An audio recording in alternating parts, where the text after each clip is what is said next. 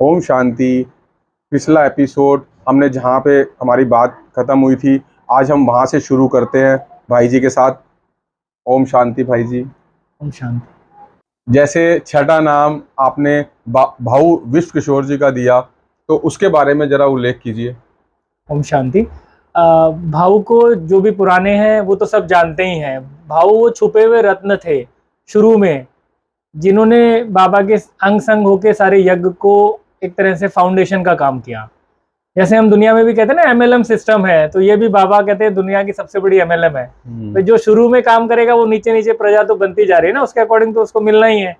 तो भाऊ ने, आपने देखा होगा शुरू में भाऊ की क्या जिम्मेदारी होती थी कि जितना भी फाइनेंस का जो भी कार्यभार है, इवन वो भाऊ ही देखते थे, सारा मैनेज करना, सब कुछ बाबा को बेफिक्र कर देते थे और वही सब कुछ जाते थे। अगर कुछ, वो मोस्टली ट्रैवल भी बहुत करते थे, तो आप देखो कि उनकी धारणा इतनी पक्की होती थी। वो अपने साथ एक किट रखते थे, जो पुराने होंगे वो सब जानते हैं कि उनमें मसाले वसाले और एक छोटा सा सिलेंडर उनके पास रहता था। तो मतलब धारणा उनकी इतनी पक्की थी कि किसी कच्चे पक्के ब्राह्मण के यहाँ खाना भी नहीं खाते थे वो। मतलब उनकी अपनी धारणा बहुत मजबूत थी।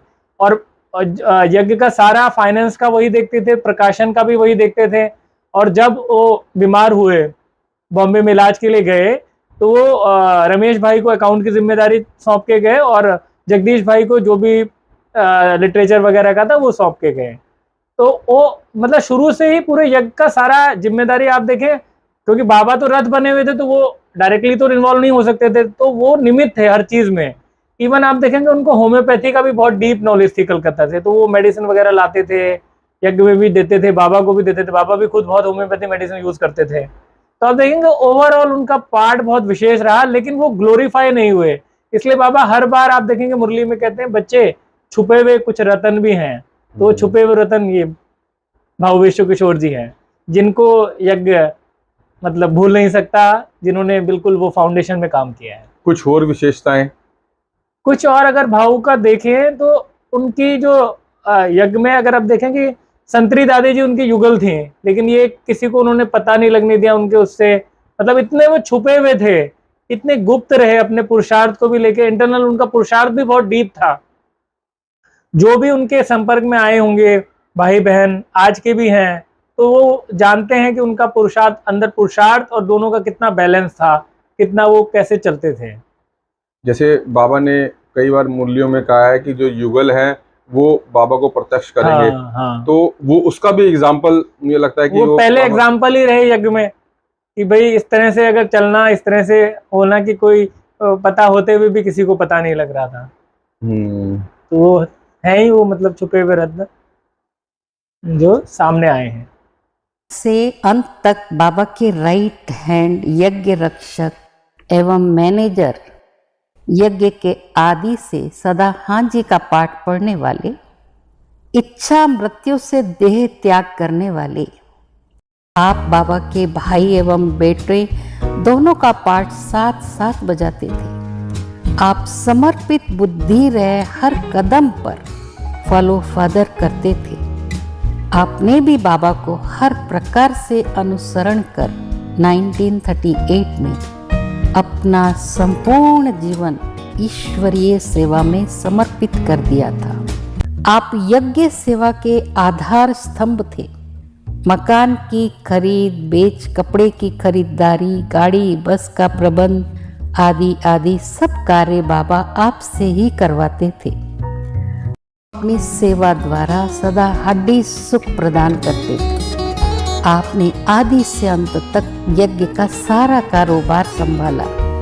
बाबा ने आपको अव्यक्त नाम विश्व किशोर दिया था। आपका जीवन बहुत सात्विक और व्यक्तित्व बहुत ऊंचा था।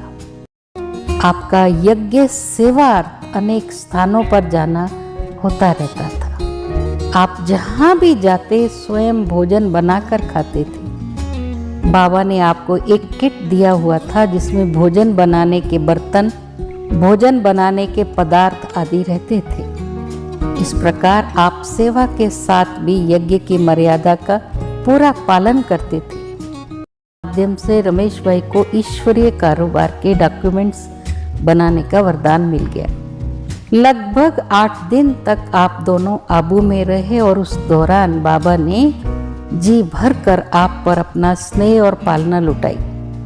बाबा आप दोनों को अपने साथ ही भोजन खिलाया करते थे। अगले दिन बाबा से विदाई लेते वक्त बाबा ने यही कहा, भले जाओ।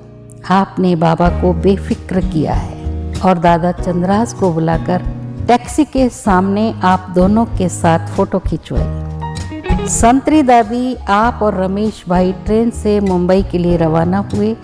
संतरी दादी आपकी युगल थी। ट्रेन में रमेश भाई ने आपसे बाबा द्वारा फोटो निकालने के विषय पर जिज्ञासा व्यक्त की, जिस पर आपने ये गूढ़ रहस्य बताया कि उनकी ब्रह्मा बाबा से अंतिम मुलाकात थी, इसलिए स्मरण चिन्ह हेतु उन्होंने फोटो निकलवाया। आपने बाबा को अर्जी दी थी कि अनेक पढ़े लिखे भाई जैसे दिल्ली में ब्रिजमोहन भाई एवं जगदीश भाई और मुंबई में निर्वैर भाई एवं रमेश भाई आदि अब यज्ञ सेवार्थ अपनी जिम्मेवारी अच्छी रीति निभा रहे हैं, तो अब आप एडवांस पार्टी में जाकर बाबा के भविष्य के कारोबार को संभालना चाहते हैं। जिस पर बाबा ने तथास्तु कहा। भक्ति वाले, वफादार, ईमानदार, निष्ठावान, फरमानबरदार बाबा का अनन्य श्रेष्ठ चरित्रवान बच्चा दादा विश्व किशोर भाऊ। अब 7वें नंबर के बारे में कुछ विस्तार से बताइए भाई साहब। ओम शांति। 7वें में है यशोदा जी, जो दादा लेखराज जी की युगल रही लौकिक। तो 7वें में बाबा आप देखेंगे अभी कुछ दिनों की मुरलियों में स्पष्ट बाबा ने किया है कि आपके जो भी युगल हैं मान लीजिए, तो वो हाफ पार्टनर है प्रॉपर्टी का, और पुरुषार्थ भी जो करेगा तो एवजा उनको मिलेगा। तो आप समझ लीजिए उस समय भी बाबा की जो भी संपत्ति थी उसका वो हाफ पार्टनर तो वो थी ना, तो उस अधिकार से भी वो मतलब रखते हैं कि वो मतलब इक्वली पार्टनर थी। जो यज्ञ में सब कुछ डोनेट हुआ, निमित्त तो बाबा ने उनको ही बनाया, लेकिन उसमें उनका भी अधिकार था, लेकिन उन्होंने कभी अपना अधिकार स्वीकार नहीं किया। उन्होंने जैसा बाबा ने बोला, शिव बाबा ने बोला, क्योंकि उनको पूरा यकीन था, उनको बिल्कुल एकदम ये था कि नहीं यही शिव बाबा का कार्य है, और ये बिल्कुल उन्होंने एक भी चीज को वो नहीं किया, नजरअंदाज नहीं किया। एक तो ये तो उनको एलिजिबिलिटी करता ही है सीधे सीधे। अब दूसरी बात उनका इंटरनल पुरुषार्थ देखें कि भाई उस आत्मा का अपना इंटरनल पुरुषार्थ क्या था। अब उसकी बात हम करें तो देखें यशोदा जी का जीवन बड़ा ही मतलब एकदम ऐसा जीवन था कि उन्होंने सब कुछ बाबा के उसमें लगा रखा था। बाबा की अनुमति के बिना वो कोई कार्य नहीं करते थे। आप देखेंगे बॉम्बे में जब उनके लौकिक पुत्र की शादी थी, तब उनके पुत्र ने कहा माता जी 2 दिन रुक जाइए आप, तब चले जाना, लेकिन बाबा ने तुरंत तार भेजा कि आज ही आना है। उन्होंने बिल्कुल कुछ नहीं बोला, आज ही उसी समय निकल पड़े। ठीक है ना, बिल्कुल एकदम त्याग उनका देखिए। फिर उन्होंने जब शरीर छोड़ा, उन्होंने वो बहुत सेवा भी करते थे, ये सब जानते हैं यज्ञ में कि उनकी कितनी सेवा भी करते थे। और जब उन्होंने शरीर छोड़ा तो शरीर भी जैसे दादी गुलजार ने छोड़ा ऐसे ही उन्होंने बता के शरीर छोड़ा। बहन वो जो शरीर छोड़ने लगे तो बोला अभी 5 मिनट है, 5 मिनट आप लोग सेवा करके आइए, जल्दी क्यों आ गए। फिर 5 मिनट में बुला के बोला मुझे नहला दीजिए, वस्त्र चेंज कर दीजिए, उसके बाद उन्होंने शरीर छोड़ा। तो जो आत्मा इतनी ऑथोरिटी, जिनका इतना इंटरनल पुरुषार्थ है, वो कैसे नहीं समझ में होंगे। ब्रह्मा बाबा ने अपनी चल और अचल संपत्ति को शिव बाबा के इस यज्ञ में समर्पित किया, तब उन्होंने यशोदा मैया से पूछा, मैं तो अपना तन मन धन सब कुछ शिव बाबा पर समर्पित कर रहा हूँ, अभी तुम क्या करोगी। तो उन्होंने भी कहा कि मैं भी अपना सब कुछ इस यज्ञ में समर्पित करूंगी। उनके शरीर पर उस समय लाखों रुपयों के जेवर थे, सब उतार कर बाबा को अर्पित कर दिए। बाबा मैया की बहुत इज्जत करते थे, कभी भी बाबा यशोदा मैया की बात सुनी अनसुनी नहीं करते थे, उनकी बातों पर विचार करते थे और स्वीकार भी करते थे। जब से यशोदा मैया बाबा के घर आई है, तब से बाबा का व्यापार अच्छी तरह बढ़ने लगा और बहुत धन भी आने लगा, इसलिए उनको वो लक्ष्मी मानते। वे बाबा की बड़ी आज्ञाकारी थी, ज्ञान योग में पक्की थी और अथक सेवाधारी भी थी। यज्ञ में यशोदा मैया ऑलराउंडर सेवाधारी थी। एक धनाढ्य व्यक्ति की पत्नी तथा कुलीन परिवार की संतान होने पर भी उनको कभी अभिमान नहीं आया। मैया बहुत शांत और सरल चित्त थी। जब से शिव बाबा की प्रवेशता दादा लेखराज में हुई, तब से उन्होंने उनको पति के रूप में देखा ही नहीं, भगवान के रूप में देखती थी, क्योंकि बाबा उनको सदा श्री कृष्ण ही नजर आते थे। ज्ञान स्पष्ट होने के बाद ब्रह्मा बाबा के शरीर में वो सदा शिव बाबा को देखती थी।